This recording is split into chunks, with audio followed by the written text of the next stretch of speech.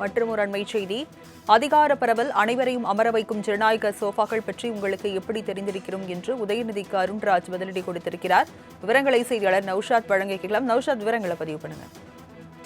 வணக்கம் ராஜலட்சுமி. தந்தை பெரியார் மற்றும் பேரறிஞர் அண்ணா அவர்களை கேடயமாக பயன்படுத்தி தாத்தாவுக்கு பின் மகன், மகனுக்கு பின் பேரன் என ஒரு குடும்பம் மற்றும் குறிப்பாக ஊறி திளைக்கும் சன் ஆதனா சிம்மாசனத்தில் சரிஞ்சு கிடக்கும் வாரிசு தலைவர் திரு உதயசாமி அவர்களே, அதிகாரத்தை பரவலாக்கும் அனைவரையும் அமர வைக்கும் ஜனநாயக சோபாக்கள் பற்றி உங்களுக்கு எப்படி தெரிஞ்சிருக்கும்?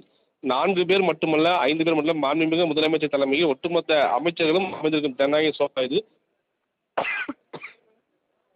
சனாதன சிம்மாசனங்களுக்கு குறிப்பாக ஜனநாயக சோபாக்கள் பற்றி பேசுவதற்கு அருகதையே இதோ கிடையாது. தமிழ்நாட்டில் 4-5 வாரிசு சிம்மாசனம் ஒழிக்கப்பட்டு விட்டது. இனி தமிழ்நாட்டின் மாண்புமிகு முதலமைச்சர் ஜோசப் விஜய் அவர்கள் தலைமையிலேயே அனைவருக்கும் அதிகார பகிர்வு அளிக்கக்கூடிய ஜனநாயக சோபா மட்டும்தான் இருக்கும் என உதயநிதி ஸ்டாலின் அடிக்கடி பேசும்போது சோபா மாடல் அரசு என தெரிவித்து வரும் நிலையில் அதை சுட்டிக்காட்டி கடுமையான விமர்சனத்தை குறிப்பாக மக்கள் நலத்துறை அமைச்சர் அருண்ராஜ் குறிப்பிட்டிருக்கிறார். வழங்கியதற்கு நன்றி நௌஷாத். மற்றும் ஒரு அண்மை செய்தி.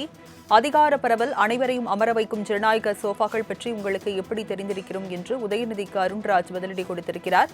விவரங்களை செய்தியாளர் நௌஷாத் வழங்கிக்கலாம். நௌஷாத், விவரங்களை பதிவு பண்ணுங்க.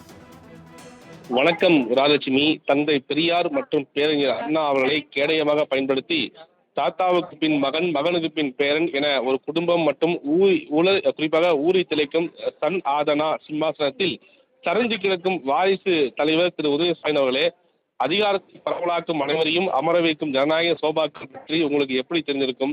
4 பேர் மட்டுமல்ல, 5 பேர் மட்டும் மாண்புமிகு முதலமைச்சர் தலைமையில் ஒட்டுமொத்த அமைச்சர்களும் அமைந்திருக்கும் ஜனநாயக சோபா இது. சனாதன சிம்மாசனங்களுக்கு குறிப்பாக ஜனநாயக சோபாக்கள் பற்றி பேசுவதற்கு அருகதையே இதோ கிடையாது. தமிழ்நாட்டில் 4-5 வாரிசு சிம்மாசனம் ஒழிக்கப்பட்டு விட்டது. இனி தமிழ்நாட்டின் மாண்புமிகு முதலமைச்சர் ஜோசப் விஜய் அவர்கள் தலைமையிலேயே அனைவருக்கும் அதிகார பகிர்வு அளிக்கக்கூடிய ஜனநாயக சோபா மட்டும்தான் இருக்கும் என உதயநிதி ஸ்டாலின் அடிக்கடி பேசும்போது சோபா மாடல் அரசு என தெரிவித்து வரும் நிலையில் அதை சுட்டிக்காட்டி கடுமையான விமர்சனத்தை குறிப்பாக மக்கள் நலத்துறை அமைச்சர் அருண்ராஜ் குறிப்பிட்டிருக்கிறார். வழங்கியதற்கு நன்றி நௌஷாத்.